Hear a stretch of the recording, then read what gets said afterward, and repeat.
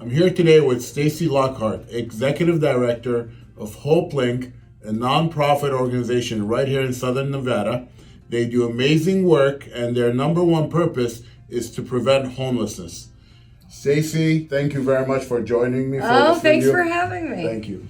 And I know one of the biggest challenges everywhere we look is homelessness. Everywhere you go, Nevada, other states as well, you see a lot of homelessness. And I understand your number one objective is to prevent homelessness, correct? Absolutely, Mike. Hopelink was founded in 1991. So Wow. We've been here around for 30 years. Started right out of here on these streets in Henderson and Boulder City, out of the trunk of a couple women's cars.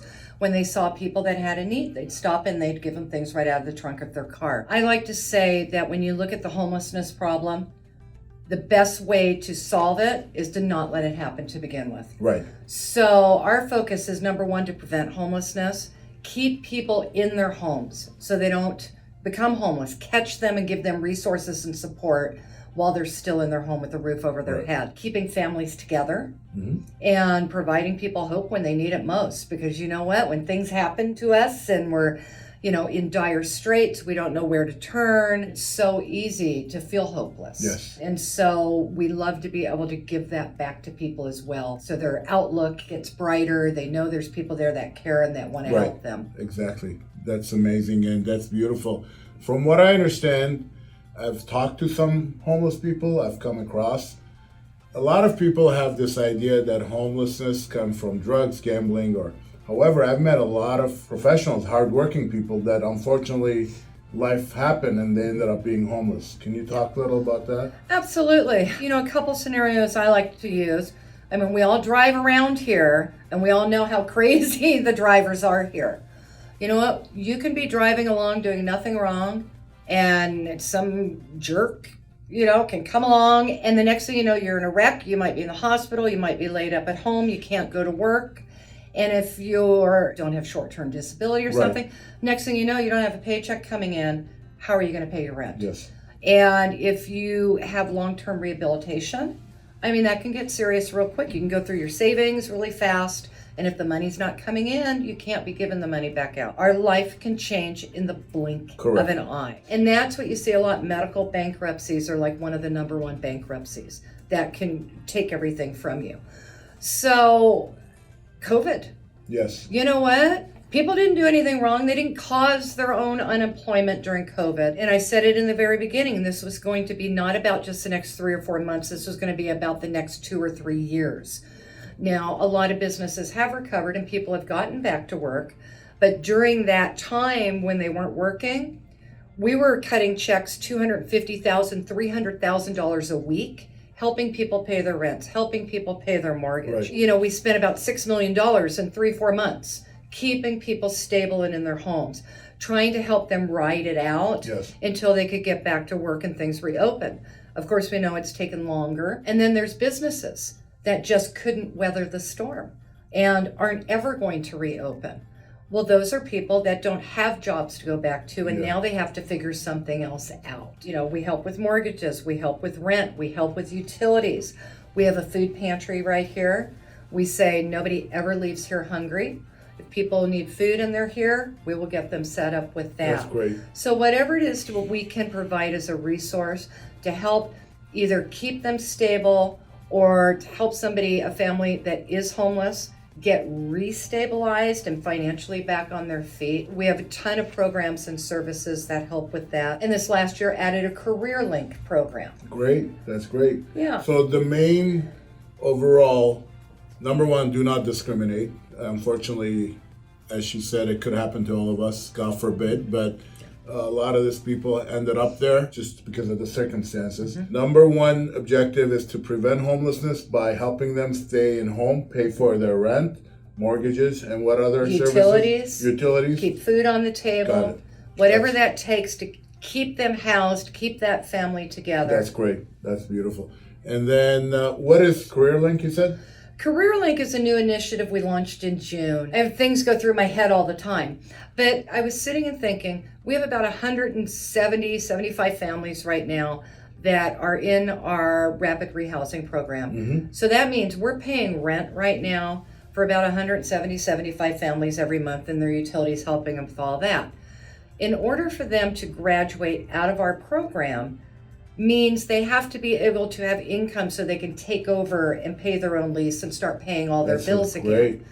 And so I thought, okay, well, if they need income, where are they going to get the income? They need employment. And it's one thing for us to do the housing and then say, oh, and here's a bus pass. You can go down the street to the Work Source Center and look for work. I thought, you know what? I don't like that. It doesn't feel good. And so what we did was we launched Careerlink. United Way helped fund it. Toyota Financial, Charles Schwab liked what we put together and gave us funding to get it up and going this year. Hired an amazing young woman who has taken it and really created and taken my vision and turned it into an amazing program. So we have about 18 employer partners right now. Mm-hmm. And then Catherine, she works directly with our clients, does background assessments, skills assessments, helps them create a resume. They may have never had a resume. They may have never had a job. Say it's a mother who never worked but was in a domestic situation and fled. Well, now she's got to try and find work. So we really work closely with them, and with some of our community partners, we'll refer them to Dress for Success, where they can get a makeover, they can get the clothes for interviewing and work. We can provide them with bus passes. We can provide them with, if they need equipment or uniforms, all of that built in. And then we connect them with our employers, because we meet with the employer and find out what barriers could there be. A lot of our clients have backgrounds, things in their backgrounds. We all have something in our background, which is why we're not all running for office. So we really try and identify, because we want our clients, when they go on an interview, we want them to be able to be successful if they present well, and not have something pop up in the background. It's like, well, I can't hire you because of this or that. We talk to the employers about that, and we get those things out of the way. We make sure, our clients like, but I need daycare. You know what? We can pay for that. We have funding. I don't have transportation. We can give you bus passes. So we do everything we can to help connect them and get them back on their feet and working, so then they can graduate out of our program. And here's the cool thing, Mike. So as they start working, we have partners in town like Toyota Financial and other financial experts in town. Our clients then do a minimum of 3 financial mentoring sessions. So it's like you're employed, you now have a paycheck coming. Let's sit down. What are your bills for the month? How much are you bringing home? Let's make that budget. And actually going as far as saying, which bills are you going to pay out of which paycheck? And in some cases, it may be, you're going to pay your rent early every month, because that's when the paycheck comes that you need to pay it out of. Otherwise, you pay it late, and then you have late fees. And if they want more than 3 sessions, they can have more than 3 sessions and continue on with that mentor. One of our clients who was on the streets, our board chair used to see her all the time, stopping and talking to her, really just got to him. We were able to help get her off the street and into emergency shelter. We do hotel, motel. We don't have a physical shelter ourselves. So we got her off the streets. We got a roof over her head. She started working on things. She went and got her driver's license. She paid off some fine. And I'll tell you, I've never seen anybody put so much effort and determination into changing things around. She said, I just needed someone to believe in me, and that started. That's amazing. She's working. She is getting ready to move into her own apartment. Excellent. She's gotten her license back. She's taking care of cleaning up certain things. Now she's saving money for her car. And she's doing financial mentoring, and she is so excited. Good for her. To be able to take part of that. So that's really what it's all about. And I always say, Hopelink is not a handout. We are a hand up. Our clients have to be willing to put effort and skin in the game, as I say. If they're willing to put in time and effort to change their circumstances, we will do absolutely everything we can to walk that walk with them and be there even after they graduate out of our program. We'll still be a resource to them. So that's great. That's excellent, because you're not just handing it out. And the fact that you're expecting something back is putting some accountability. And as you mentioned, the training and education to help them for a lifetime.